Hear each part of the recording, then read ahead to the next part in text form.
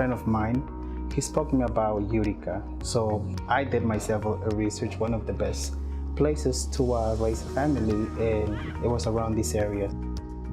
Here we feel like we have a home, like we can call where we live, this is our house, this is our home. Since we moved to Utica, we're always talking to each other. We want to, invest basically in our own properties. I own a house, it has 3 units. So my unit, when it got inspected, it came positive for lead.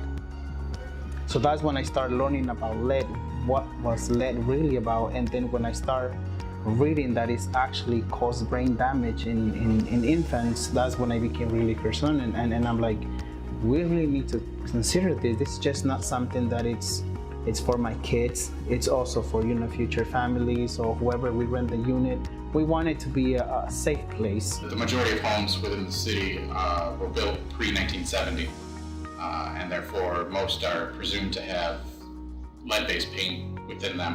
The city has one of the highest concentrations of children with elevated blood lead levels in the state of New York, and it's an issue that we've been working on for a number of years, and have recently partnered with the Community Foundation of Herkimer in Oneida County and the Lead-Free MB initiative. Creating healthy housing stock is going to affect our children, going to affect the future generations of Utica, and the progress of Utica as a whole. Educating the community, helping families and children prior to a child being lead poisoned. So these are all the things we can do so a child doesn't get lead poisoned, and that includes most of engineering environmental hazards in the home. One of the coalition's signature initiatives has been the West Utica Healthy Housing Pilot Project. Early on, it was identified that a key source of financial leverage and a way to bring a sufficient amount of resources to the region that could address aging housing stock, which is the primary source of lead poisoning in our area, has to do with chipped and peeling paint and deteriorated paint in older housing, would be the HUD lead-based paint hazard control grant. In order to best prepare ourselves for a competitive application and a successful program delivery, we created the West Utica Healthy Housing Pilot Project.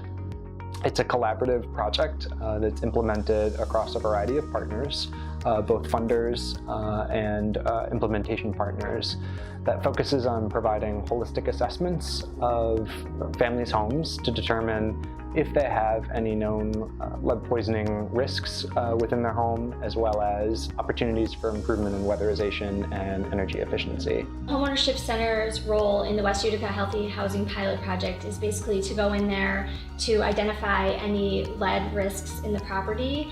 We send in our construction management person, and he goes through, he does a full inspection, and he creates a full work scope of any lead hazards within that home. We then look to see what funding can help to alleviate those lead hazards. We put the project out to bid to all of our contractors that do work for us, and then from there we award the bid, and they go into the property and take care of any of the lead hazards that are present in that property for the homeowner. A friend of mine, she was telling me about how important it is to know if you have lead in your house, and I was pregnant at the time when I applied, and thought it was very important to know, because I just think that it's very bad when you have lead in your house. This particular inspection was for the West Utica Healthy Housing Pilot Program. The risk assessment for lead paint has already actually been done on this property. We're here today just to assess the structural integrity of the home to make sure that it qualifies for the lead program. This particular house has some lead contamination around the window casings and door casings. More than likely, we're going to address windows, doors, and exterior paintwork and trim. Mohawk Valley Community Action Agency, through the Weatherization Assistance Program, has been a partner in the West Utica Healthy Housing Pilot Program. We're looking at 10 projects, and not only are we trying to make them lead safe, but we're also trying to make them energy efficient and weatherize them. Through the Weatherization Assistance Program, these homes will receive an energy efficiency screening, and we will identify energy conservation measures. Today we're called in to do an audit on this home to see what kind of improvements could be made to it. whether it be insulation, health and safety measures, heating system. Our weatherization crews, we use in-house crews to do the conservation measures to install them, and they're all certified in lead safe work practices. Windows are an issue with the wooden windows, and up and down the dust that occurs when the windows go up and down and the lead is inhaled and ingested. We have courses that landlords can take to learn how to do construction in a lead safe way, and we help pay for some of those courses for landlords.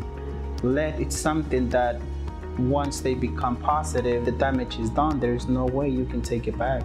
Lead toxicity has a long-term effect on society that's detrimental, and being able to eliminate lead toxicity for our children should be a primary goal for all of us.